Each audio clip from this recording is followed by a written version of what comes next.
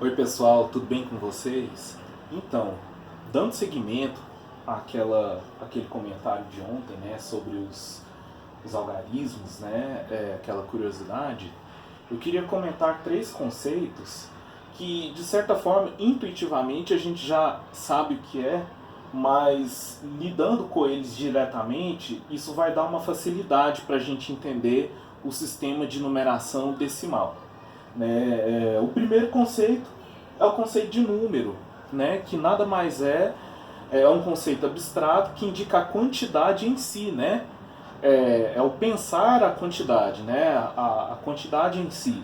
Porém, quando eu falo em formas de representar essa quantidade, aí já estou falando em numeral.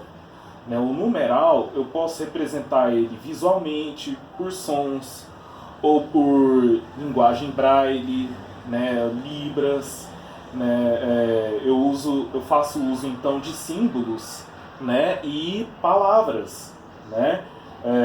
15 escrito por extenso é um numeral. O 15 escrito com os algarismos também é um numeral, né? Só que num caso eu estou usando símbolo e no outro caso eu estou usando palavras. Existem 5 principais tipos de numerais. O primeiro deles que eu vou comentar são os numerais cardinais, né, que são os numerais que indicam o número de elementos de um conjunto.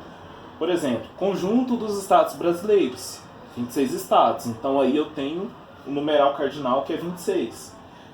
Conjunto das letras, número de elementos no conjunto das letras do alfabeto, 26, né? Que agora está incluso o K, o W e o Y, né? Por causa da reforma ortográfica, então o 26 vai ser um numeral cardinal. Numeral ordinal, ele vai indicar uma ordenação, uma hierarquia, né? Então é o típico primeiro, segundo, terceiro, quarto, quinto e assim sucessivamente. Numerais multiplicativos são numerais que indicam múltiplos relativos a uma quantidade. Então, assim, eu posso falar do dobro de um número. Estou pegando aquele número e somando duas vezes. Ou multiplicando por 2, que é a mesma ideia. O triplo de um número. Estou somando aquele número 3 vezes. Ou multiplicando por 3, né? É a mesma coisa. O quádruplo, somando 4 vezes. Ou multiplicar por 4, né? E assim sucessivamente. O numeral coletivo, ele não flexiona em gênero, mas flexiona em quantidade. Então eu posso falar em uma unidade ou várias unidades, uma dezena ou várias dezenas, uma centena ou várias centenas. Posso falar de uma década ou várias décadas, né? Uma década, 10 anos, um século, 100 anos, né? Ou vários séculos, um milênio ou vários milênios, por aí vai. O numeral fracionário, ele indica o número de partes em que eu estou dividindo uma quantidade. Então, meio ou metade, estou dividindo em duas partes, né, e extraindo a segunda parte.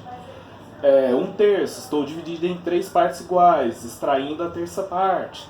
Um quarto, vou dividir em 4 partes iguais. Um quinto, em 5 partes iguais. Aí de 1/11 em diante, né, ou seja, depois de 1/10, né, eu uso a palavra avos, né, então 1/11, 1/12, 1/13 e assim sucessivamente. Os algarismos indo-arábicos, como vocês podem ver, eu disponho de 10 símbolos diferentes, né, 1, 2, 3, 4, 5, 6, 7, 8, 9, 0. E isso é o que justifica a ideia da base, né? Quando eu digo sistema de numeração de base 10, a palavra base quer dizer justamente a quantidade de símbolos que eu uso para representar todos os números pertencentes ao sistema decimal, né? O sistema de numeração base 10. Tranquilo então, pessoal? Caso vocês queiram que eu aprofunde em nomenclaturas ou coisas do tipo, avisem nos comentários, tranquilo? Se você está vendo o vídeo no Instagram ou no LinkedIn, dá um pulinho no YouTube e se inscreve no JL Simplifica. Vou estar atualizando constantemente, tranquilo? Então tá, abraço, até mais, tchau.